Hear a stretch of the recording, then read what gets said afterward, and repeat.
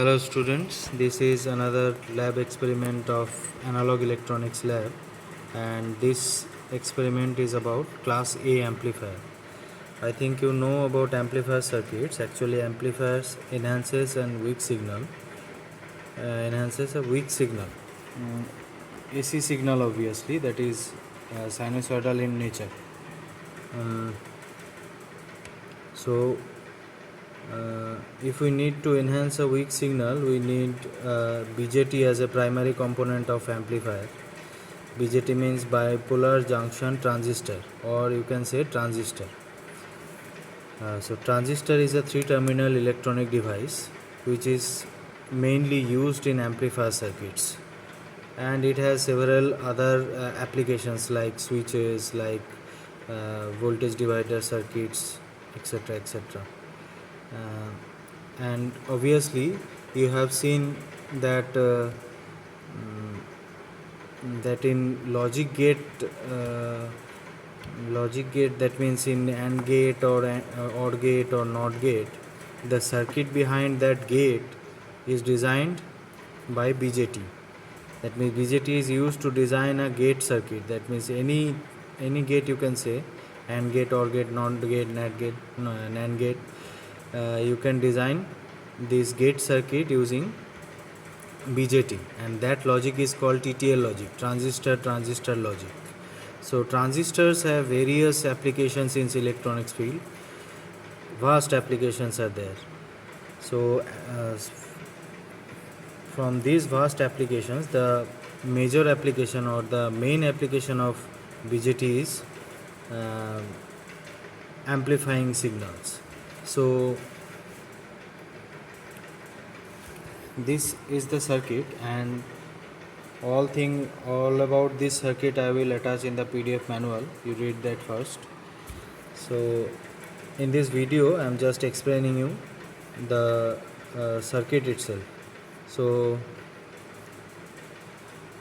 apparatus is, you need one BJT, resistor, capacitor, breadboard system, wires, CRO and signal generator. So what we have to do, see, this is the BJT. It is a three-terminal device, and those three terminals are called emitter, base and collector. Emitter, base and collector. Now when I want to amplify one signal, if I connect the BJT only, the signal will not amplify. We need to attach some proper biasing circuit for the amplification. Why do we need biasing circuit? One reason is for faithful amplification. Now what is faithful amplification? Faithful amplification is that the nature of the signal will not be distorted. That means if you are providing sinusoidal at the input end, you should be getting at the output end that is sinusoidal in nature, this type of waveform.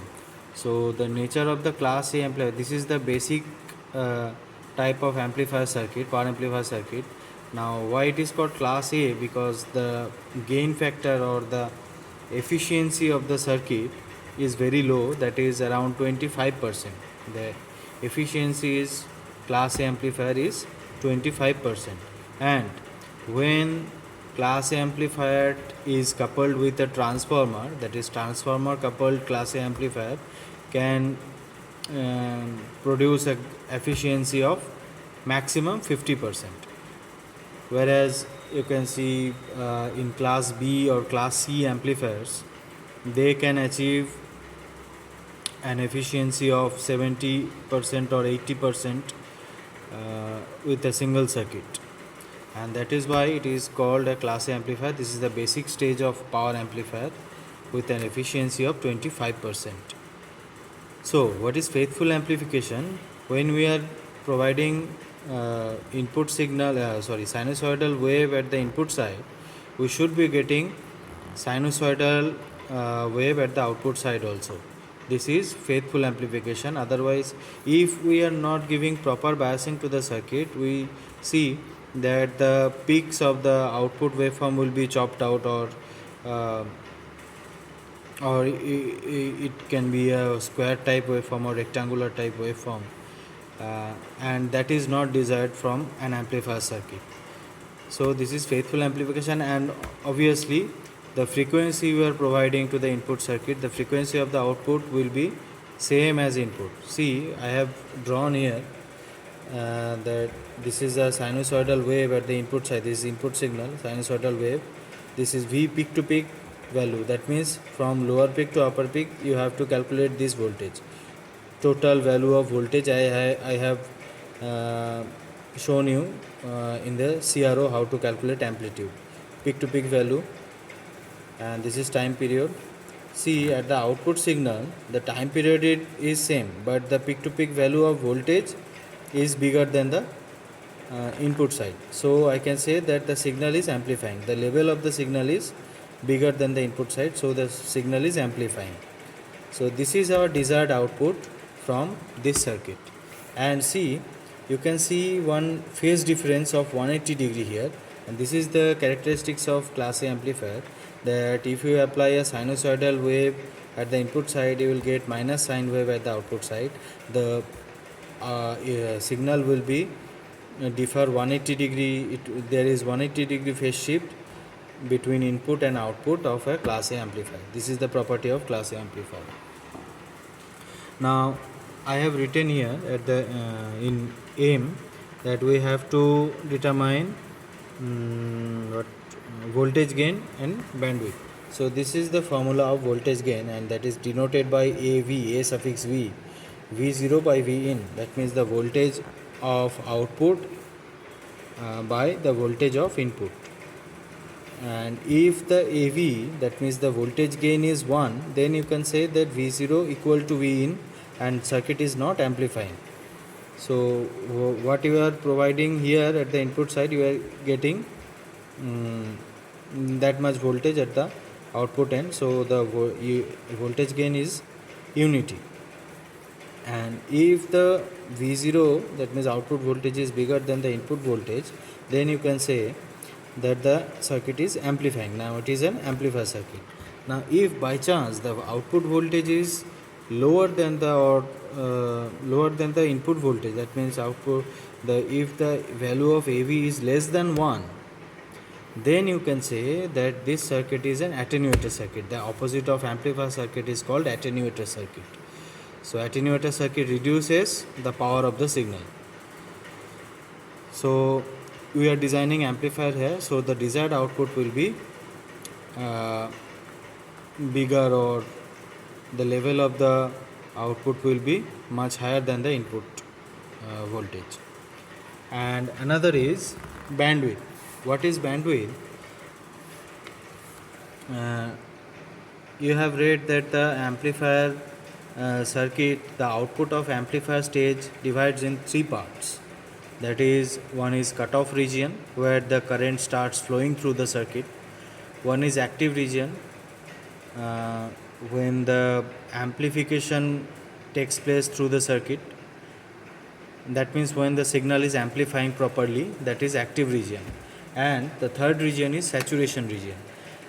In saturation region, whatever be the voltage, input voltage, you can increase the input voltage, the amplification stops there. That means one particular circuit has a particular limit of amplification. After that limit, this circuit will not work. That means amplification will stop. That means if you increase the value of voltage, input voltage, the voltage will not be increasing, output voltage will not be increasing than this. So you can say that the circuit is in its saturation point. That is the saturation region. So output of amplifier circuits, we can say that we can divide it into 3 parts: cutoff region, active region, and saturation region. So we can see that the active region is the desired output range. That means in active region the circuit amplifies the input signal. So if we want to find the bandwidth of the circuit, bandwidth means a range of frequency where the circuit operates in its active region. Bandwidth is a range of frequency where the circuit operates in its active region. That is the count of bandwidth. That means in bandwidth you will see some frequency ranges where you can get the amplification. So what we have to do there, this is the observation table to find out bandwidth of this circuit. Serial number, frequency, input voltage, frequency, input voltage, that is V in, voltage of input, and this voltage of input will be fixed at a certain value that I have fixed here in 2 volt peak to peak. That means in zero position, in mean position, from the mean position, suppose this is mean position, this way from the positive side it is 1 volt, and from the mean position negative side it is 1 volt. Total peak to peak value is 2 volt. 1 plus 1, 2 volt. So I have written here that the peak to peak value should be 2 volt at the input side. This value will be, voltage value will be 2 volt, and V out will be getting V out according to the frequency of the input signal. Now here we will not change the input voltage, we will change the input frequency, and when we are changing the frequency we can see the output voltage will change. And if we get output voltage, then V out by V in, we can find out AV. Now how to find out bandwidth?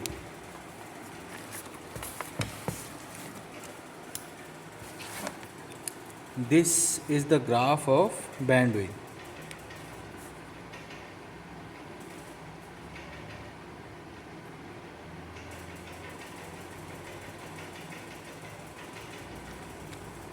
This is the graph of bandwidth.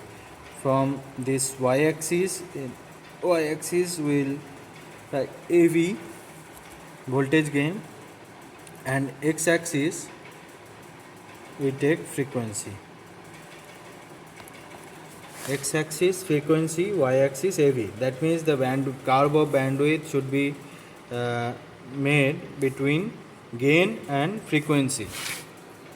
This and this, these two data we need to find out bandwidth. Now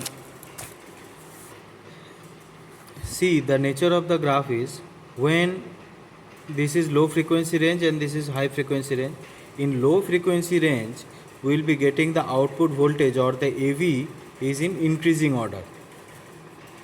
In low frequency range the AV is in increasing order. AV is increasing order, that means my V out is in increasing order. So in low frequency range we will get increasing order AV, and in mean frequency range we see that the AV is in constant, that in mid frequency range AV will be constant, that some value of frequency will get the output voltage or the AV is not changing. That means the saturation point has come and AV is not changing, the amplification stops there. And in higher frequency range we will see that the output voltage or the AV is in decreasing order. That means the frequency range has crosses the saturation limit and the amplification stops there, and the amplifier circuit is decreasing itself. So in low frequency range we will getting in increasing order, AV increasing order. Mid frequency range we will see that the AV is in constant, and in higher frequency range we see AV is in decreasing order. This is the curve of bandwidth. Now here suppose this is the point of AV max. This is the point of AV max. This is the maximum AV we can get from this graph. Now to find out bandwidth, there is a formula that we have to take 70% of AV. That means you multiply AV max into 0.0707. 70.7% we have to take from the maximum AV.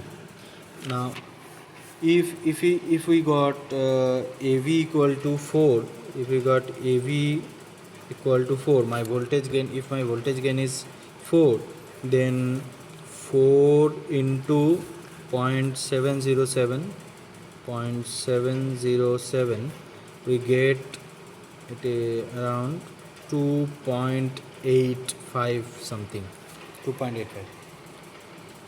So this is the saturation limit.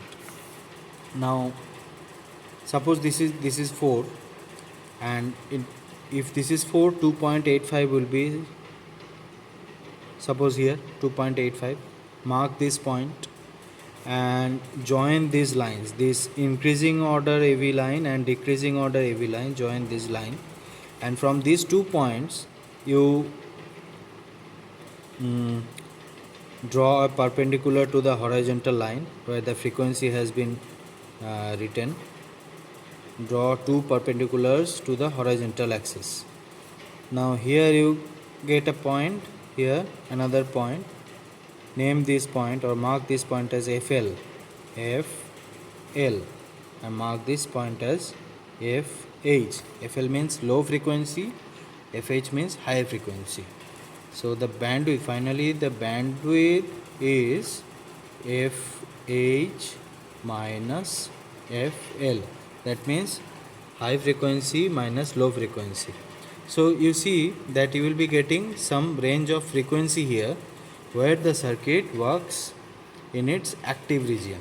So this is the range of active region for this particular circuit. This is not for all circuit. This particular circuit you will be getting the bandwidth of this particular circuit. Okay, so this is bandwidth, and this is our motive of doing this circuit. And also to draw this graph you need a separate kind of graph. That means the millimeter graph used to use in several applications. You need to use a special kind of graph to achieve this bandwidth. That is called semi-log graph paper, and I will attach the PDF document of that graph also in the Google Classroom. You print out from there.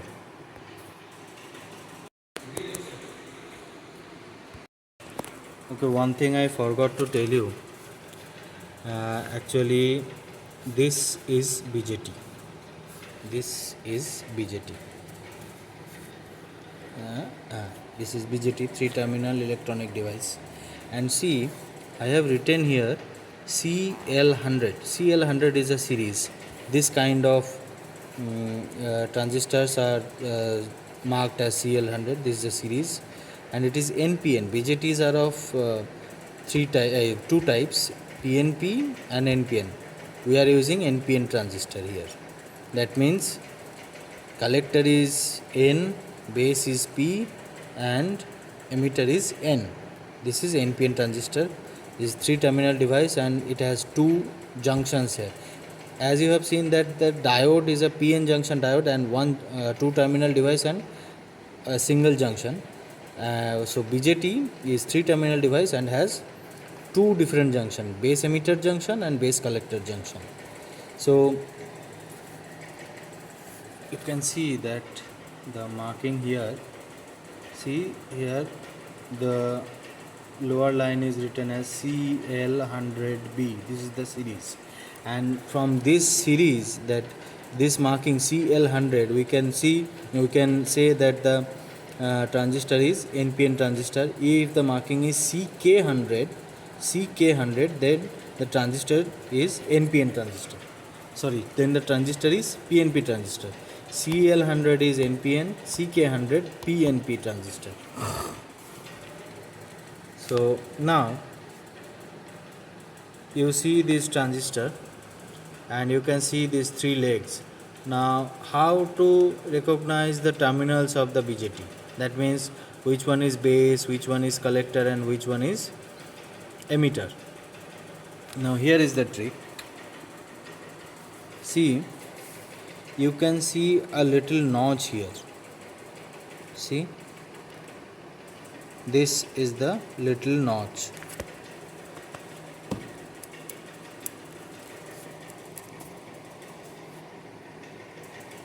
this is the notch.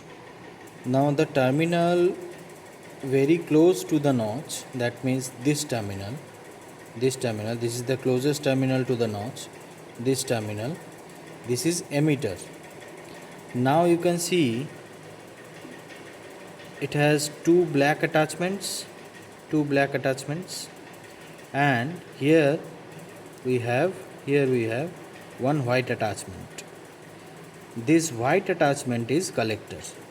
So this one is emitter. What did I say it first? Base.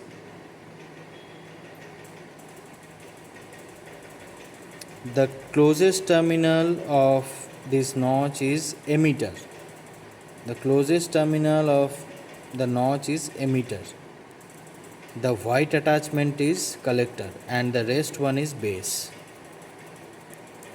Closest terminal of notch is emitter, white attachment is collector, and the rest terminal is base.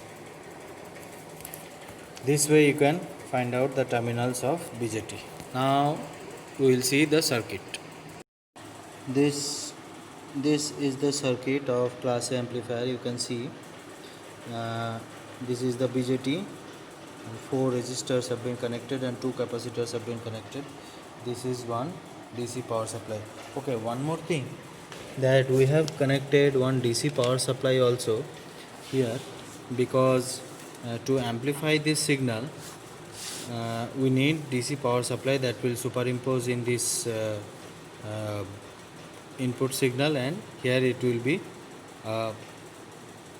enhanced signal. Without this power supply we cannot achieve any amplification, because power cannot be, or energy cannot be generated, energy can only be converted. So what energy you are giving there, you can get low energy of than this, you can get low energy than this. If you are not connecting any external energy, you cannot have achieve any amplification here.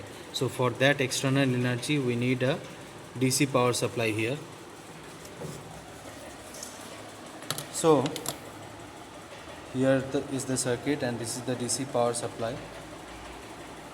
This is the signal generator to provide input signal. See, now the signal is in 1.0 kilohertz, that is 1 kilohertz, and nature is sinusoidal wave. So 1 kilohertz, and see, this is the output. You can see two signals. The lower one is input signal and the bigger one is output signal. See here in this screen, as you know that this is the volt per division, and we have connected both the channels, channel 1 and channel 2, to see input and output both.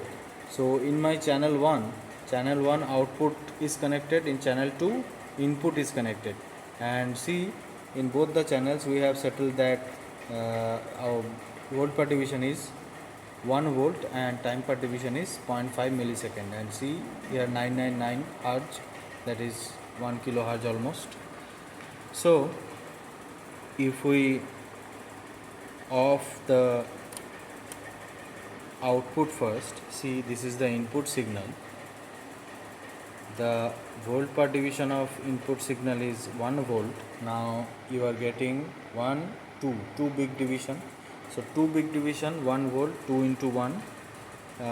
You can say that the input voltage is set in 2 volt peak to peak. Now if we see both the channels, first you see the phase difference.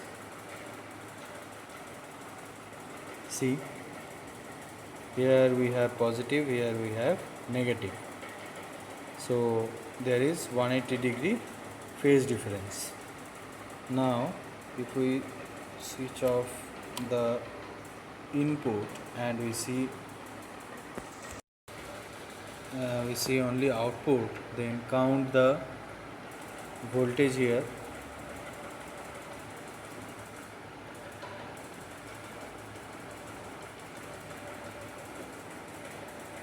One, two, three, four, five, six big division and one small division.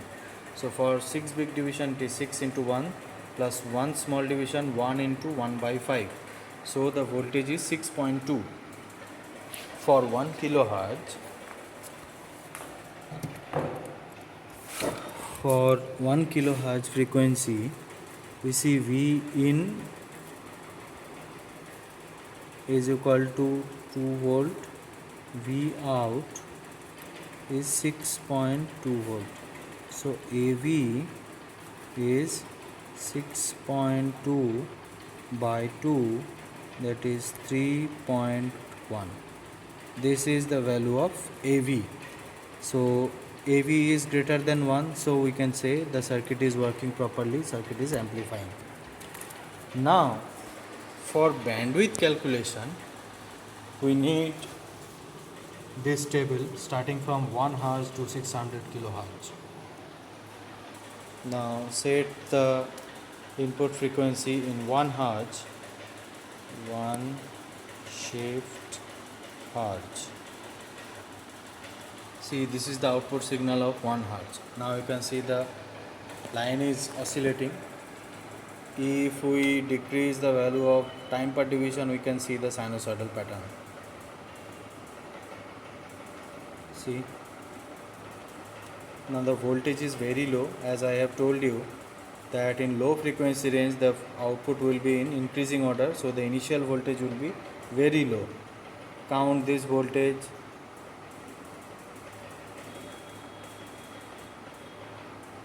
It is very difficult to count, but see, this point is moving, this point is moving up and down, and one big division is covering and 3 small division, I think.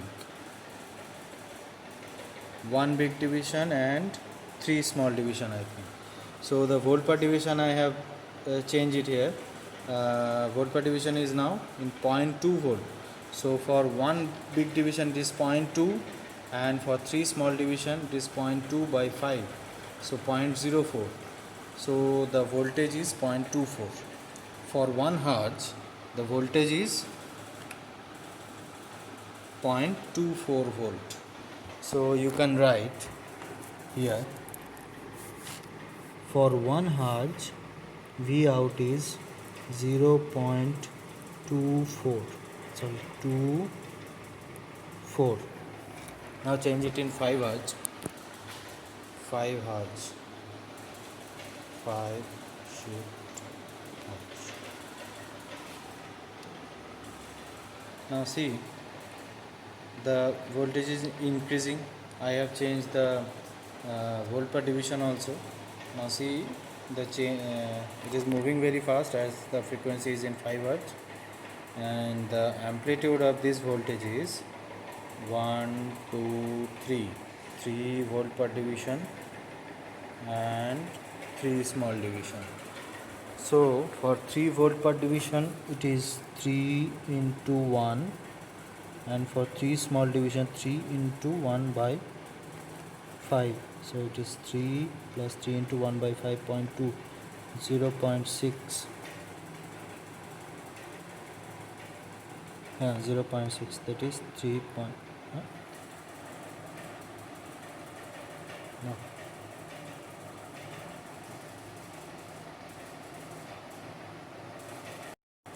So it is 3.6 for 5 Hz. So you can write for 5 Hz it is 3.6. Now change it in 10 Hz. 10 shift Hz. See, the line is bigger. Now count it 1, 2, 3, 4. Now for 10 Hz count 1, 2, 3, 4, 5. 5 big division and 2 small division. So for 5 big division, 5 into 1 plus 2 into 1 by 5. So 5 plus 2 into 1 0.4, it is 0.4, it is 5.4. For 20 hertz, 20 hertz, see the line is more taller than the previous one. You can see 1 2 3 4 5 6, total 6 big division, volt per division is 1, so it is 6 into 1, 6 volt, and 0 small division, so for 20 hertz it is 6. So you can see that in lower frequency range the value of the amplitude or the value of the output voltage is in increasing order. Now in mid frequency ranges it will be in constant, and in high frequency ranges it will be in decreasing order. So one thing you have to do, I am just showing you the screen, this screen and this screen. You just count the value of voltage yourself seeing the CRO screen, and remember the volt per division of the CRO is 1 volt. This will not be changed. So now it is 50 hertz. 50. See, this is 50 hertz. Now you count the value of the voltage yourself. See, count the big division and small division. 1 2 3 4 5 6 and 1 small division. So for 50 hertz it is 6 big division and 1 small division. Now 100 hertz. 100 hertz, 1 0 0 shift hertz. Count this, it is 100 hertz. And if you can say that the sinusoidal sinusoidal nature is not there, then you see this is the sinusoidal nature. See,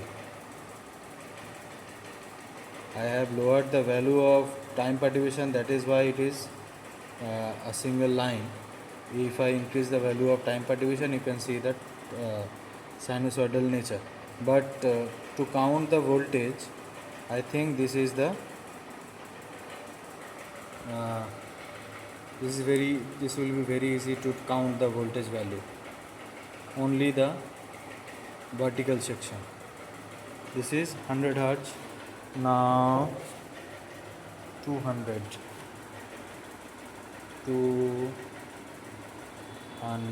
hertz. See, this is 200 hertz. Okay, now 500 hertz. See, this is 500 hertz. And now 1 kilohertz. This is 1 kilohertz.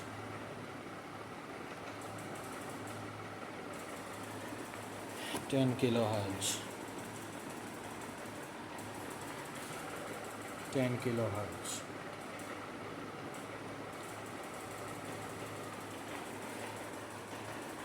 Then 20 kilohertz. See, 20 kilohertz. 50 kilohertz. It is 50 kilohertz.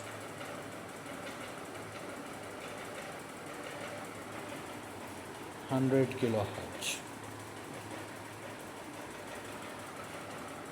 Now see, in 100 kilohertz the voltage is decreasing. Now you count, voltage is decreasing. 100 kilohertz. Now 150 kilohertz. Voltage is decreasing. See, now you count. 150, this is 150 kilohertz. Now 200 kilohertz. See, voltage is decreasing. Set it in a origin. Okay.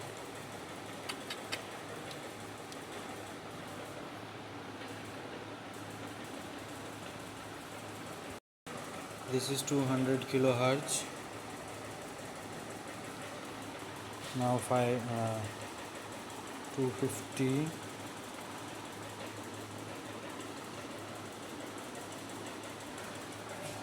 This is 250 kilohertz.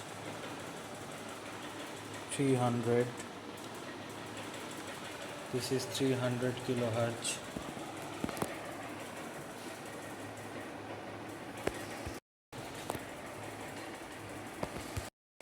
This is 300 kilohertz. See, 300 kilohertz. Count the value.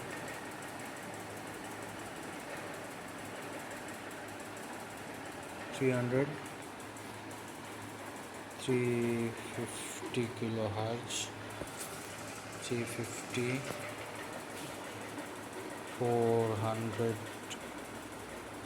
kilohertz. This is 400. This is 400 kilohertz.